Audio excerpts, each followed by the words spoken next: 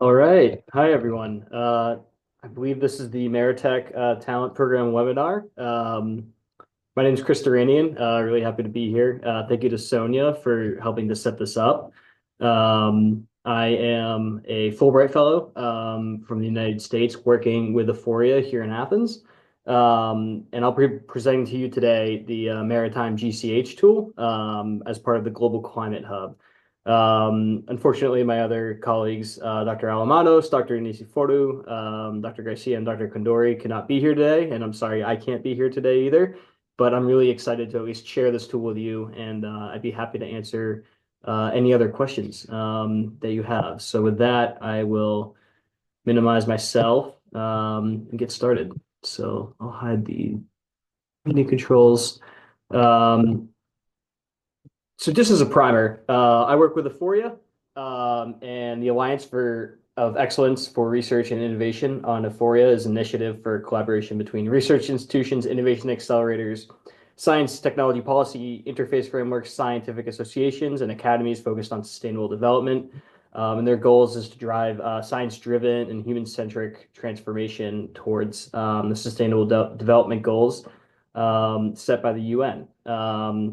So, you know, more broadly, this tool fits under the Global Climate Hub, whose mission is to provide national and international systems, integrated solution pathways towards climate neutrality and climate resilience, with embedded socioeconomic finance systems and supported by stakeholder co-design participatory processes.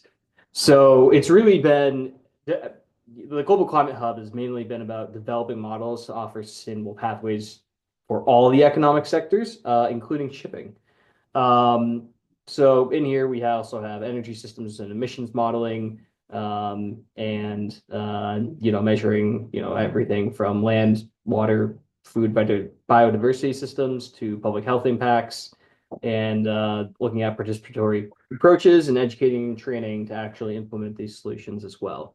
So this presentation focuses on the Maritime Global Climate Hub model, which we developed in-house as an investment decision support tool for ship owners, and more broadly looking at how do we get to more sustainable shipping scenarios in the future.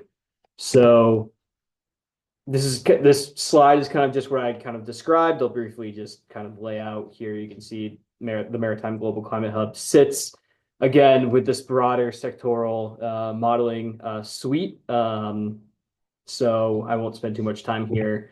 Again, just visualizing where the Maritime Global Climate Hub model kind of fits within the Global Climate Hub suite. Again, as you can see, we have kind of an output from LEAP, which is our energy systems modeling software that can be used as an output, that can then be used as an input for the maritime model.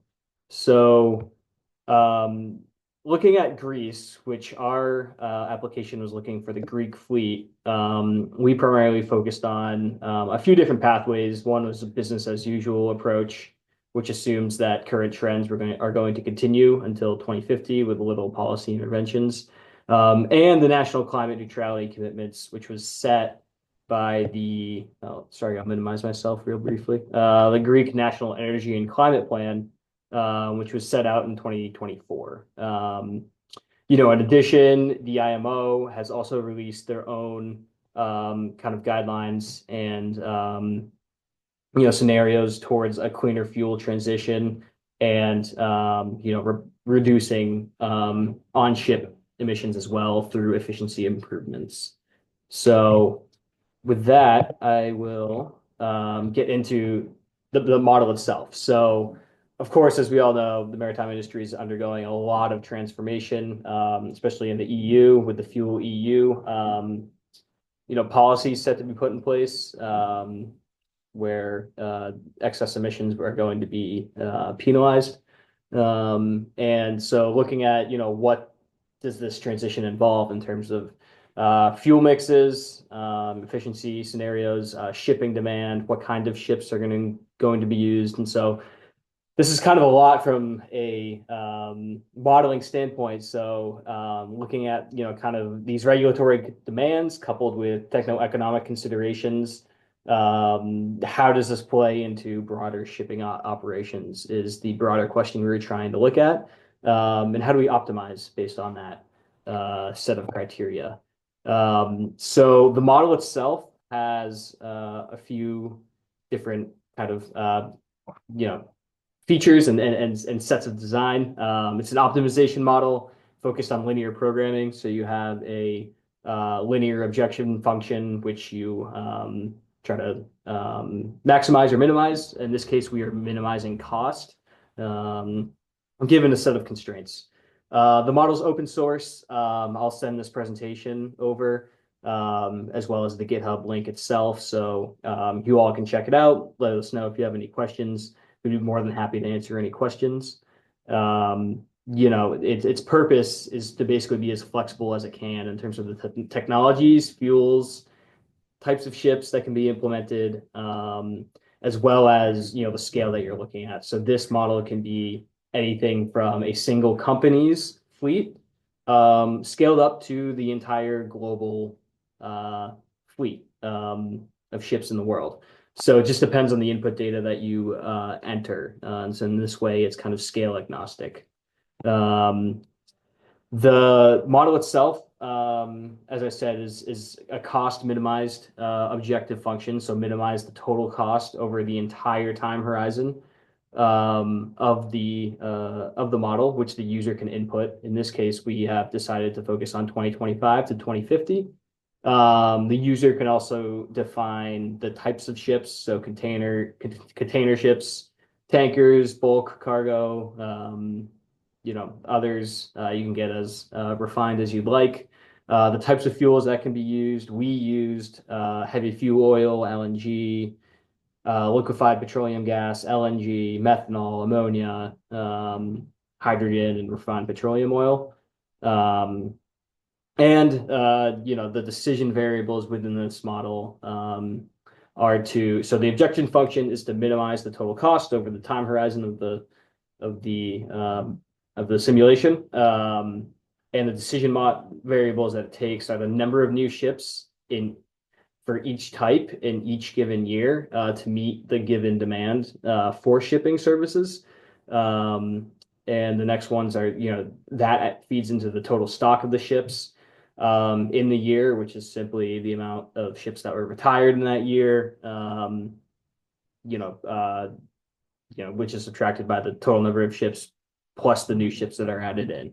We look at the fuel demand given those new ships that are added in the total fleet itself, the CO2 emissions given the fleet, and the excess emissions, which is defined by the CO2 cap, which in this case could be modeled after the Fuel EU regulations. For more mathematical description, you can probably see the objection function on the right. Basically, you have investment costs, operational costs, fuel costs, and excess emission costs, which is also set by the ETS, EV emissions trading system price that you can define and project out into the future. All of the parameters are on the left-hand side, as you can see. I think I described a lot of them already. All the cost factors that I looked at, the emissions factors for each given fuel for each ship, the ETS price, the demand for shipping that you're going to see. This is defined in gross tonnage per nautical mile for each ship in each year. The initial fleet age and the initial capacity of each ship in the year 2020. That should be updated in 2025.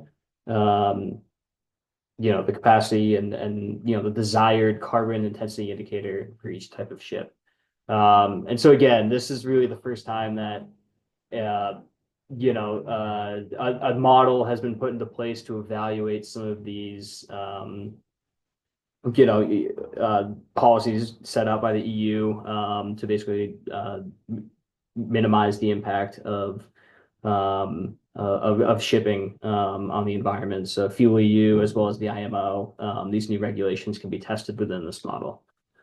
So the constraints themselves, this is where you try to get kind of as realistic as a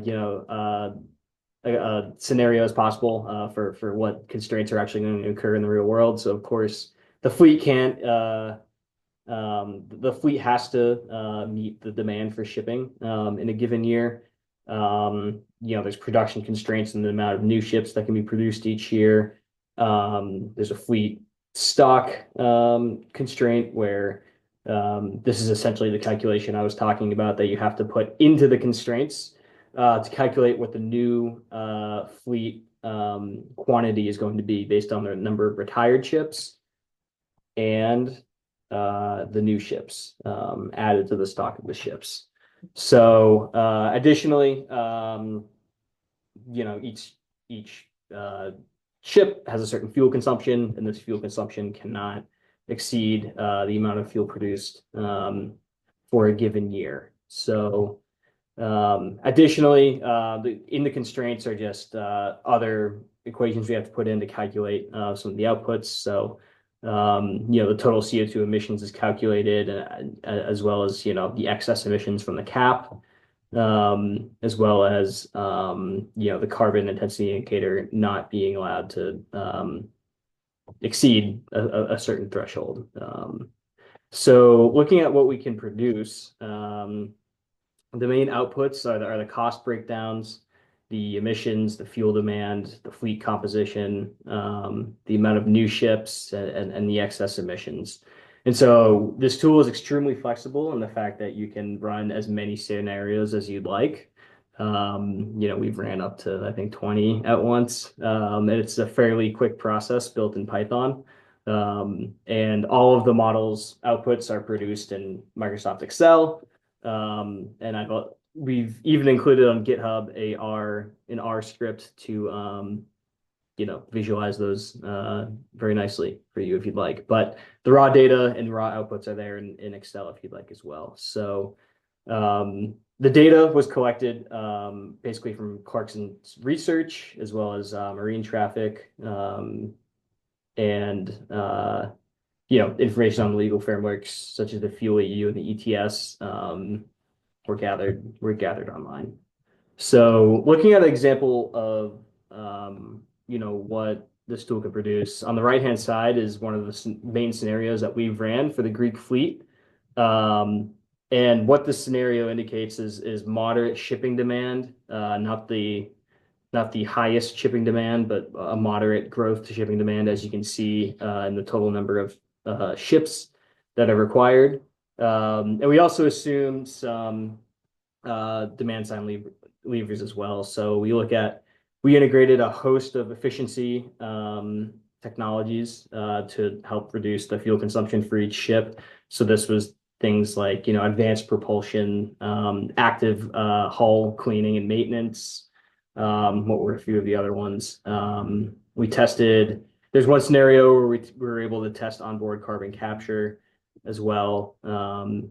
And sorry, I'm blanking on a few of the efficiency measures. Let's see if it comes back to me. But we also assume a moderate transition to alternative fuels. So, as you can see, we think by, possibly by 2040, significant,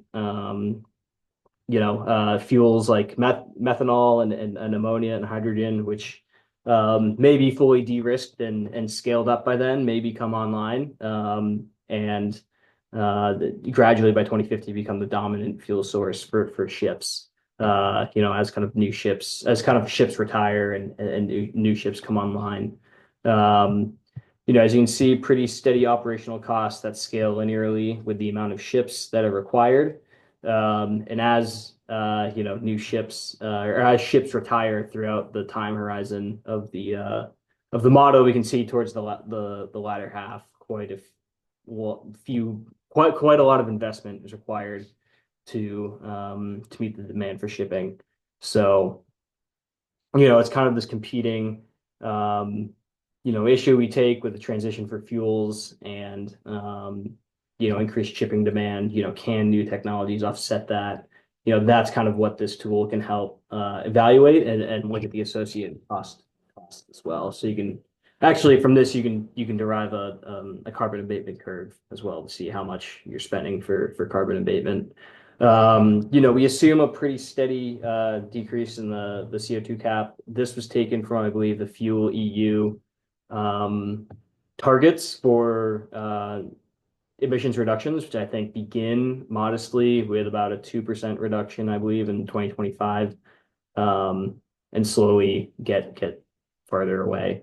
The costs are broken out here as well, and basically what we see is that in this scenario where there's a slower fuel transition and not as many technologies are scaled quickly enough, we see emissions exceed the cap significantly, into the 2030s, imposing these really heavy ETS penalties if we assume they're going to stay, and the ETS prices stay fairly consistent with what we're seeing today. As new fuels come online, you do see dramatic dips, a dramatic decrease to 2050 for emissions, but of course it still does not meet what the Fuel EU lays out for their policy. And so in this scenario, at least, you would need more aggressive fuel transitions or some sort of demand side lever on fuel consumption, whether that is making your shipping fleet more efficient, finding new trade routes, or implementing more efficiency technologies.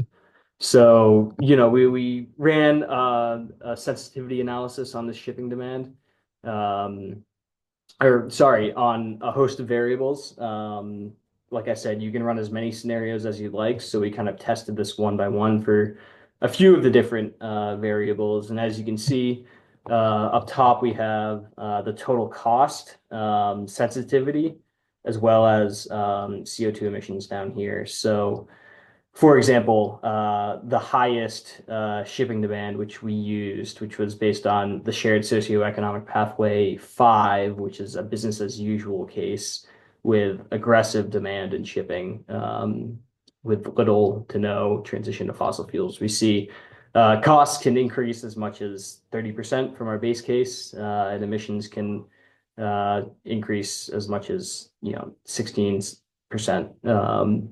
So on the other hand, we use the shared socioeconomic pathway projections for shipping demand, the first one, and you can see it can decrease. It can decrease costs by as much as up to 30%, and emissions by around 15%. We messed around with different fuel consumptions at the ship level, and that really didn't have too much of an impact. But of course, you could think about a brand new ship that they're looking at, like Amagi with ammonia, and seeing kind of how that changes the costs and emissions, for example. That just came off the top of my head. Yeah, so as you can see, the ETS price, of course, if you're going to lower the prices, the costs are going to decrease. You're going to raise them, then you're going to bear more costs if you can't get under the cap in time. So, for further reading, I'd really recommend you guys check out our GitHub. Would love some feedback, and we've published a few different papers using this tool as well. And we're going to continue to refine it. So thank you all so much for your time. I know I went really fast. I sometimes talk too much, but thank you so much. So like I said, feel free to reach out to me or Dr. Alamanos if you guys have any questions, and we'd be happy to help you out. So thank you so much. I'm sorry I can't be here. And yeah, have a good day.